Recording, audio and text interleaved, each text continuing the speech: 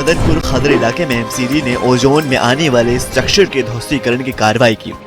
मदनपुर खदर इलाके में जिस जगह बुलडोजर एक्शन हुआ वहां ज्यादातर झुग्गियां हैं और यहाँ रहने वाले लोग कबाड़ी का काम करते हैं। इसके साथ साथ कुछ एक पक्के स्ट्रक्चर भी थे जिन्हें तोड़ा गया। वहीं इलियास ने बताया कि साल 2018 में एक किसान से ये जगह 5 लाख रुपए में खरीदी थी। इलियास के पास एक कॉपी है जिसमें उन्होंने किश्तों में पैसे दिए हैं। हैरानी की बात यह है कि ये सिर्फ एक कॉपी पर लिखा हुआ है। सवाल यहाँ खड़ा होता है कि जब ये निर्माण होता है तो स्थानीय प्रशासन क्या कर रहा होता है। इलियास अब पुलिस में इसकी शिकायत करने की बात कर रहे हैं। नॉर्थ वेस्ट जिले के केशवपुरम इलाके का एक सीसीटीवी वीडियो सोशल मीडिया पर काफी वायरल हो रहा है। वीडियो में एक तेज रफ्तार सफेद रंग की कार ने सड़क किनारे रेहड़ी के पास खड़े लोगों को टक्कर मारते हुए दिखाई दे रही है। हादसे के बाद चालक मौके से फरार हो गया था। पुलिस ने मामले का संज्ञान लिया और जांच शुरू की।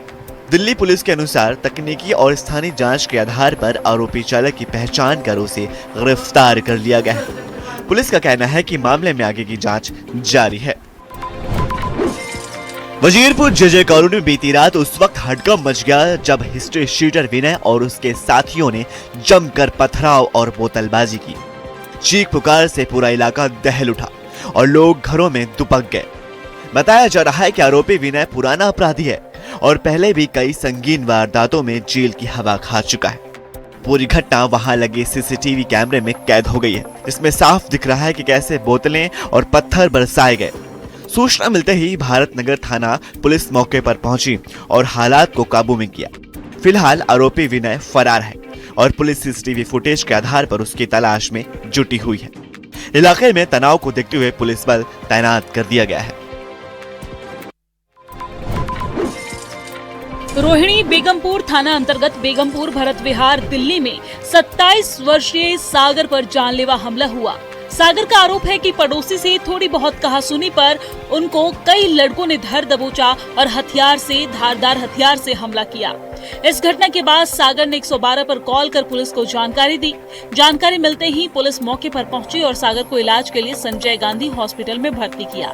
हालांकि सागर का आरोप है कि कुछ लड़कों ने संजय गांधी हॉस्पिटल में भी पुलिस वालों के सामने फिर से मुझे पीटा है और पुलिस खड़ी खड़ी तमाशा देख रही थी। वहीं परिजनों का भी आरोप है कि पुलिस आरोपियों पर कार्रवाई नहीं कर रही है और न ही थाना बेगमपुर में हमारी सुनवाई हो रही है।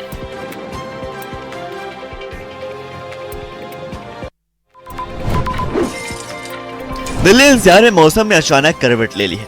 मौसम विभाग ने राजधानी के कई इलाकों के लिए अगले 3 घंटों का रेड अलर्ट जारी किया है।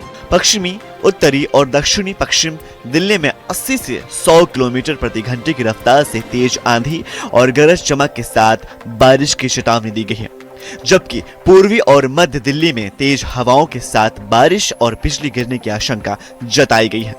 लोगों को खुले स्थानों पर पेड़ों और बिजली के खंभों से दूर रहने की सलाह दी गई है।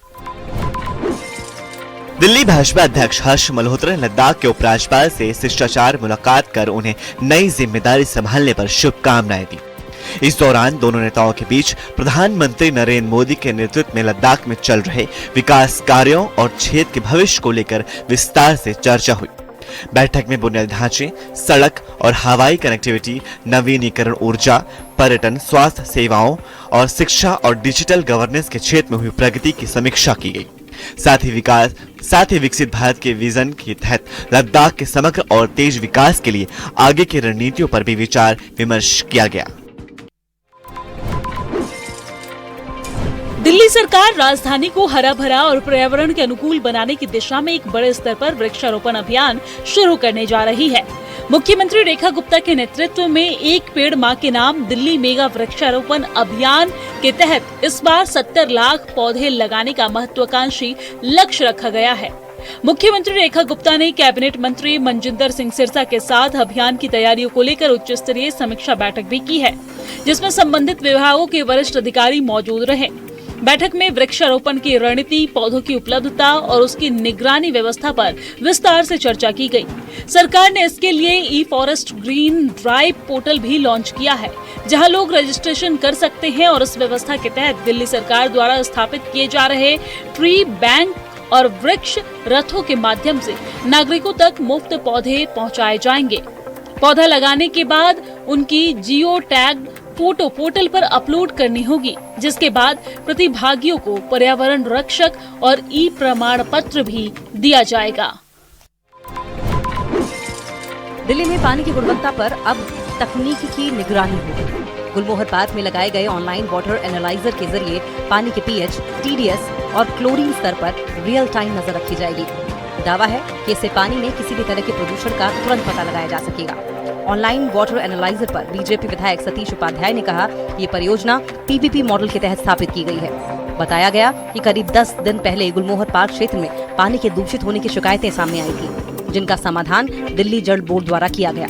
चूँकि पानी की पाइपें भूमिगत होती हैं, सभी पाइपलाइन अंडरग्राउंड होती हैं और इसलिए इस तरह के वाटर एनालाइजर की मदद से पानी के पीएच, टीडीएस और क्लोरीन स्तर की लगातार निगरानी की जा सकेगी। ये तकनीकी पानी में किसी भी तरह के प्रदूषण या गड़बड़ी का तुरंत पता लगाने और उसके स्रोत की पहचान करने में मदद करेगी। यदि ये पायलट प्रोजेक्ट सफल रहा तो दिल्ली जल बोर्ड इसे पूरे दिल्ली शहर में लागू करने पर विचार करेगा।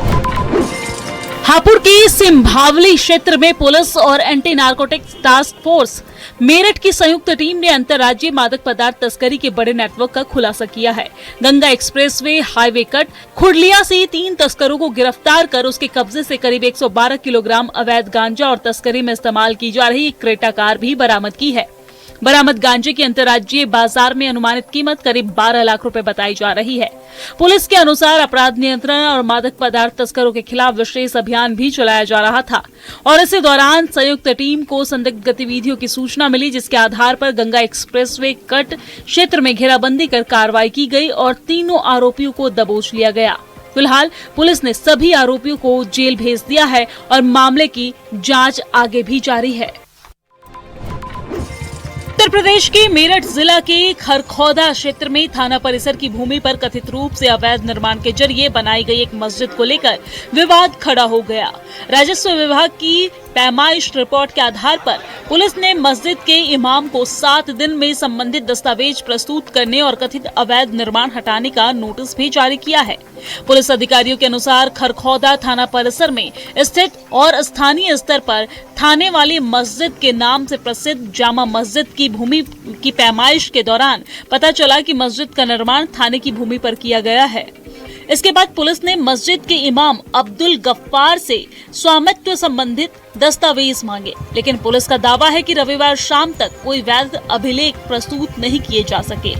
पुलिस के मुताबिक मेरठ बुलंदशहर मार्ग पर स्थित खरखौदा थाना आजादी से पहले का है और राजस्व अभिलेखों में खसरा संख्या 1217 की 6450 वर्ग मीटर भूमि लंबे समय से थाना परिसर के नाम दर्ज है। अधिकारियों का कहना है कि इस भूमि पर बाद में मस्जिद का निर्माण किया गया। मेरठ पुलिस ने लिसाड़ी गेट थाना क्षेत्र से मोबाइल चोरों का गैंग पकड़ा है। 2 लोगों के इस गैंग में पुलिस ने आरोपी वसीम, उसके साथी अनस उर्फ अंचू को अरेस्ट किया है। ये दोनों ही आरोपी मेरठ से मोबाइल चुराकर अपने आसपास के जिलों में जाकर कम कीमतों पर बेचते थे। पुलिस ने आरोपियों की निशानदेही पर चोरी किए 30 मोबाइल फोन भी बरामद किए हैं। इनकी कीमत लगभग 8 लाख रुपए बताई जा रही है।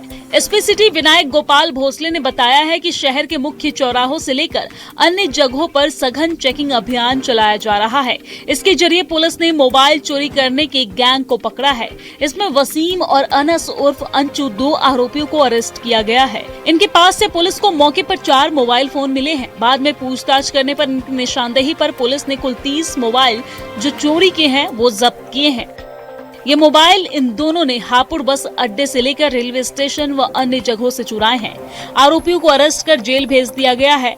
ये दोनों ही मिलकर मोबाइल चोरी की वारदातों को लगातार अंजाम दे रहे थे।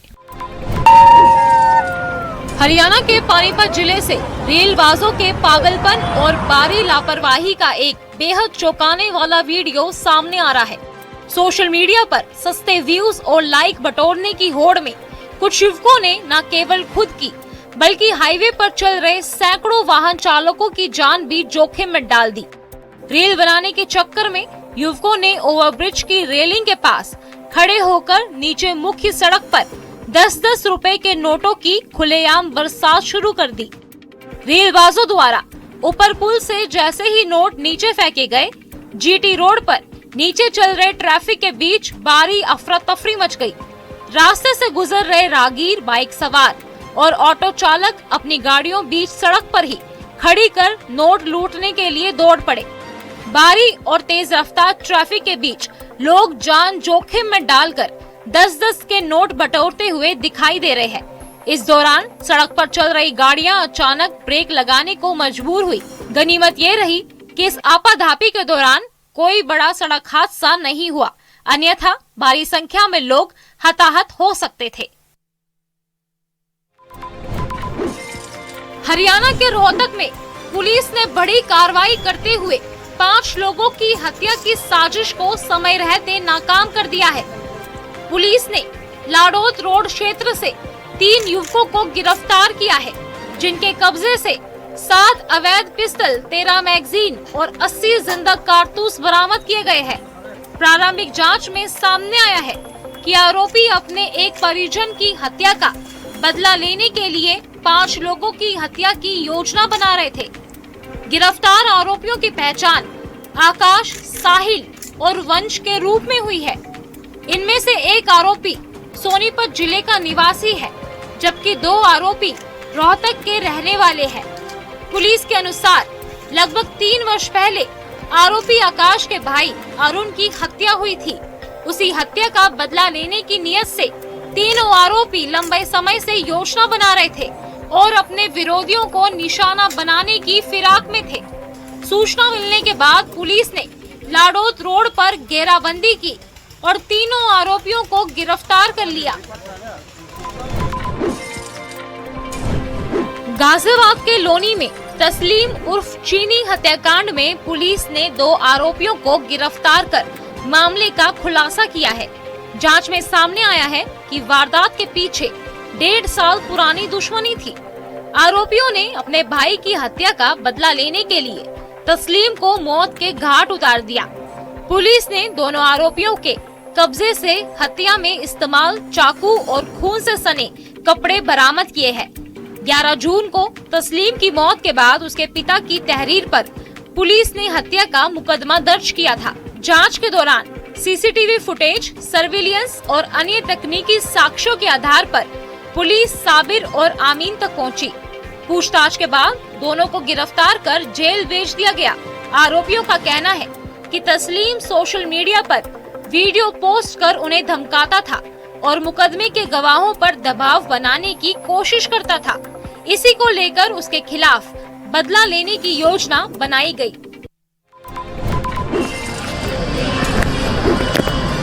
उत्तर प्रदेश के जनपद बुलंदशहर में थाना सिकंदराबाद कोतवाली पुलिस को बड़ी सफलता मिली है। पुलिस ने फैक्ट्री में फर्जी नाम और पते से नौकरी हासिल कर चोरी की वारदातों को अंजाम देने वाले एक शातिर गिरोह के 3 सदस्यों को गिरफ्तार किया है। आरोपियों ने सिकंदराबाद की जयराम प्लास्टिक कंपनी में करीब 6 लाख रुपए की चोरी की घटना को अंजाम दिया था। आरोपियों ने जयराम प्लास्टिक कंपनी में नौकरी करने के बाद पूरी फैक्ट्री को साफ कर दिया था। जांच में ये भी सामने आया है कि आरोपी पूर्व में एक अन्य फैक्ट्री में भी फर्जी नाम और पते पर नौकरी कर चोरी की फिराक में रह चुके थे। गिरफ्तार आरोपी अमेठी, अयोध्या और गाजियाबाद के निवासी बताए जा रहे हैं। पुलिस ने तीनों आरोपियों को गिरफ्तार कर न्यायिक अभिरक्षा में भेज दिया है।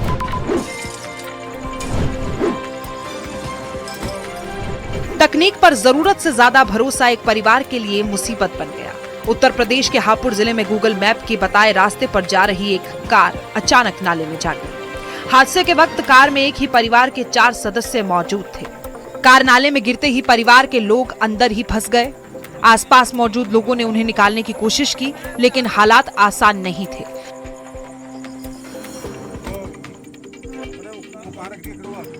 घटना की सूचना मिलते ही दमकल विभाग और बचाव दल मौके पर पहुंचा। राहत और बचाव अभियान शुरू किया गया। पुलिस और अग्निशमन विभाग ने 2 घंटे की मशक्कत के बाद परिवार को सुरक्षित बाहर निकाला, जिसमें किसी को गंभीर चोट नहीं आई है। इस घटना ने एक बार फिर ये सवाल खड़ा कर दिया है कि अनजान रास्तों पर केवल डिजिटल मैप के भरोसे सफर करना कितना असुरक्षित हो सकता है।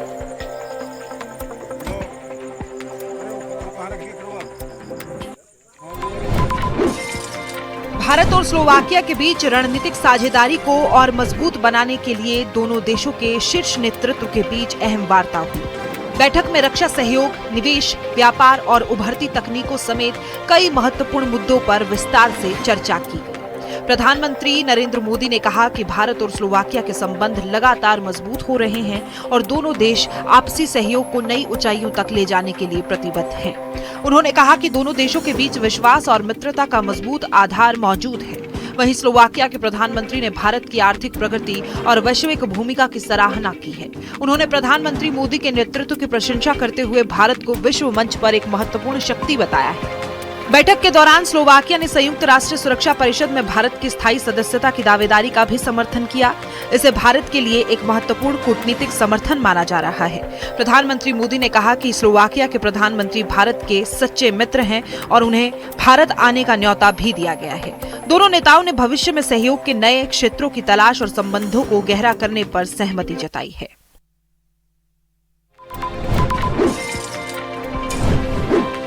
क्रिकेट का रोमांच उस वक्त हिंसा में बदल गया जब टूर्नामेंट के दौरान दो पक्षों के बीच शुरू हुई कहासुनी देखते ही देखते खूनी बवाल में तब्दील हो गई। मामला थाना कादरीगेट क्षेत्र के लीचीगंज विद्यालय परिसर का है, जहां आयोजित क्रिकेट टूर्नामेंट में मोहल्ला कछियाना और मोहल्ला लकुआ के युवकों के बीच विवाद हो गया। देखते ही देखते दोनों पक्षों के 50 से ज्यादा युवक आमने सामने आ गए और जमकर लात घूंसे, धक्का मुक्की और मारपीट शुरू हो गई। मैदान जहां चौके छक्कों की गूंज सुनाई देनी थी, वहां अफरा तफरी और चीख पुकार का माहौल बन गया। झगड़े के चलते टूर्नामेंट स्थल पर भगदड़ मच गई और दर्शकों में दहशत फैल गई। घटना के वीडियो अब सोशल मीडिया पर तेजी से वायरल हो रहे हैं। फिलहाल पूरे मामले को लेकर स्थानीय स्तर पर चर्चा तेज है और क्रिकेट का ये मुकाबला बवाल की वजह बन गया। राजस्थान के श्रीगंगानगर में बकरा चोरी के शक में एक व्यक्ति की पिटाई का वीडियो सोशल मीडिया पर तेजी से वायरल हो रहा है। वायरल वीडियो में कुछ लोग एक शख्स को घेर कर उससे पूछताछ करते और उसकी पिटाई करते नजर आ रहे हैं। जानकारी के मुताबिक भगवा वस्त्र पहने एक व्यक्ति कथित तौर पर शराब के नशे में गांव में भीख मांगने पहुंचा था।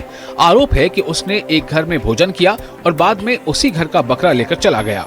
जब गाँव वालों को इसकी भनक लगी तो दूसरे गाँव में उसे पकड़ लिया गया। चश्मदीदों के मुताबिक गुस्साए लोगों ने उसकी जमकर धुनाई कर दी। इस दौरान उस शख्स के गलती होने की बात कहता रहा वो और माफी मांगता दिखाई दिया। इतना ही नहीं, लोगों ने उसे मुर्गा बनाकर उसके गले में बकरे की रस्सी भी बांध दी। घटना का वीडियो अब सोशल मीडिया पर वायरल है। हालांकि पूरे मामले में पुलिस की ओर से अभी तक कोई आधिकारिक बयान सामने नहीं आया है।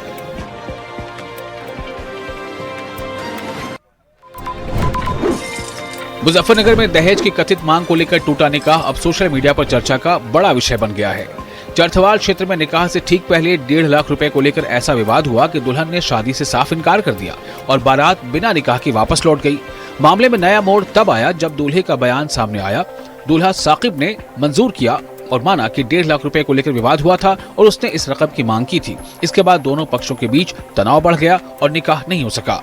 बताया जा रहा है कि शादी की सभी तैयारियां पूरी थी, मेहमान मौजूद थे और बारात भी पहुंच चुकी थी।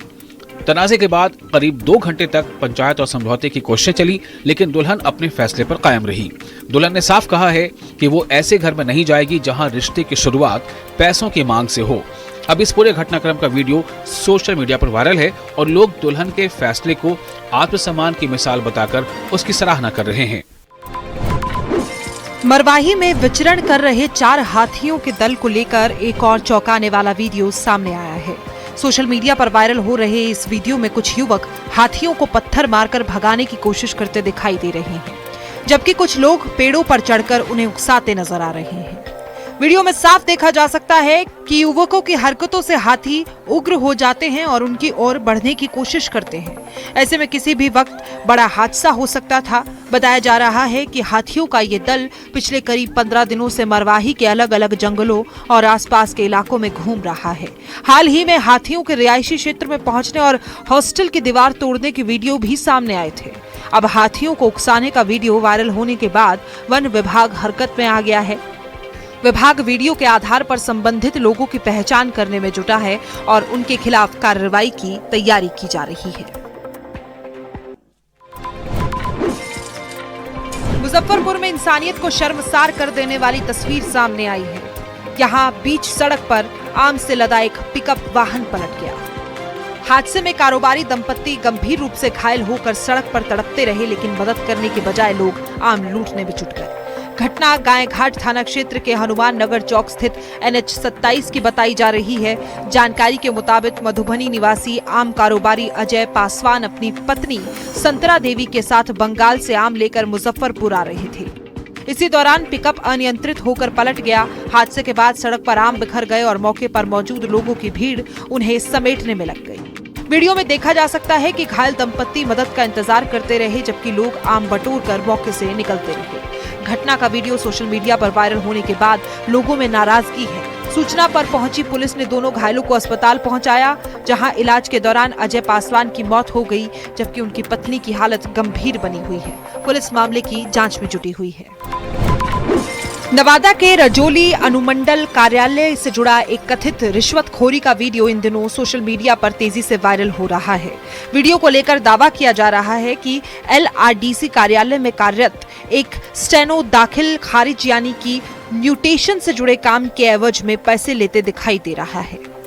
हालांकि वायरल वीडियो की स्वतंत्र पुष्टि नहीं हुई, लेकिन वीडियो सामने आने के बाद इलाके में चर्चाओं का दौर तेज हो गया। सोशल मीडिया पर लोग सरकारी कार्यालयों की कार्यप्रणाली और कथित भ्रष्टाचार को लेकर सवाल उठा रहे हैं। स्थानीय लोगों का कहना है कि अगर वीडियो में लगाए जा रहे आरोप सही पाए जाते हैं तो ये गंभीर मामला है और इसकी निष्पक्ष जांच होनी चाहिए।